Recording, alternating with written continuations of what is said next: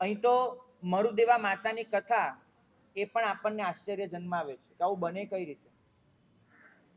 એક નિગોદમાંથી બહાર આવ્યા, કેળનું પાંદડું બન્યા, કેળના પાંદડામાંથી માતા મરુદેવા બન્યા અને મોક્ષ. મરુદેવા માતા એમને આદિનાથ દાદાએ દીક્ષા લીધી ત્યાં સુધી જે પણ જીવન વીત્યું લાખો પૂર્વનું, મરુદેવા માતાને ક્યારે આખી જિંદગીમાં એ નહોતું સમજાયું કે માથું દુખવું એટલે શું. આખી જિંદગીમાં માતાનું માથું પણ દુખ્યું નથી, એટલું પુણ્ય. કેળના પાંદડામાંથી સીધો માતા મરુદેવાનો ભવ અને માતા મરુદેવા એનો મોક્ષ. કારણ શું?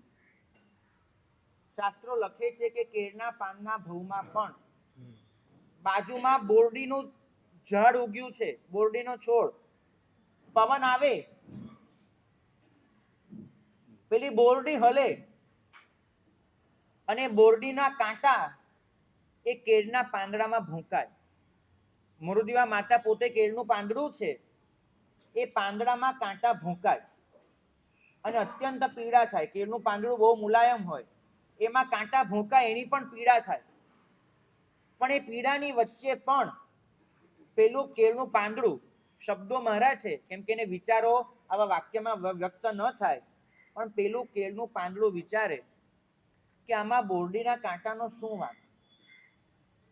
એ તો પવન આવે એટલે હલે છે અને હલીને મારી સાથે ભટકાય છે, મને ઉજરડા પડે છે, વાત સાચી.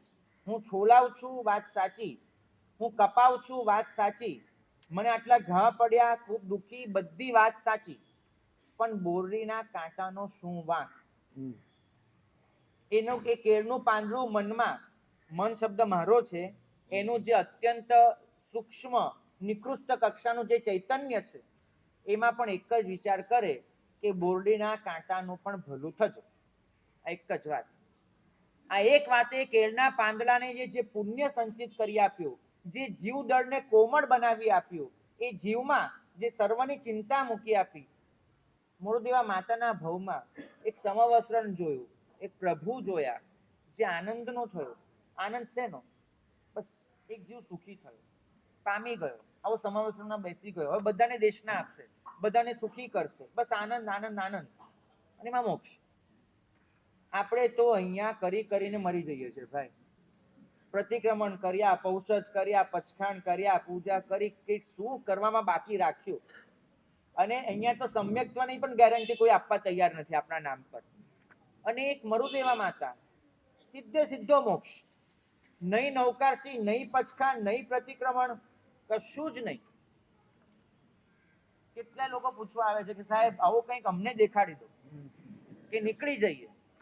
મેં કીધું ભાઈ, બોરડીના કાંટાનું ભલું થજો એ વિચાર મનમાં ઘૂંટી નાખો, નીકળી જશે. આવે છે ખરો? અહીં તો બમના બાજુમાં બેઠેલા ભાઈનો ચલવાની દાંડી વાગે ને તોય થાય કે હાલો ધ્યાન નથી રાખતો, વ્યાખ્યાનમાં બેઠો છે. એક ચલવાની દાંડી એ સહન નથી થતી અહીંયા. અને પેલું કેળનું પાંદડું આખે આખું ચીરાઈ જાય અને છતાં એક જ વિચાર, ન તો એને તીર્થંકરની દેશના મળી, ન કોઈ મહારાજ સાહેબનું પ્રવચન મળ્યું, ન શાસ્ત્રનું શ્રવણ મળ્યું, ન કોઈ એવી વિશેષ સમજણ મળી, પણ જીવદળ કોણે કીધું? આપણા માટે જે ચમત્કાર છે, પ્રભુ કહે છે કે સૃષ્ટિએ કરેલો નમસ્કાર છે. કારણ કે સૃષ્ટિ એ જીવને નમસ્કાર કરે છે કે તું અમારો વિચાર કરે છે, મોક્ષે જતો. ધર્મમાં આટલી સંવેદના લાવશો ને તો જ તમારો ધર્મ ફળવાનો છે, તો જ મારો ધર્મ ફળવાનો છે. આપણે સંવેદનાને ધોઈ નાખી અને સંવેદનાને ધોઈ નાખીને ધર્મ કરવા નીકળ્યા, પરિણામ આ જ આવવાનું છે.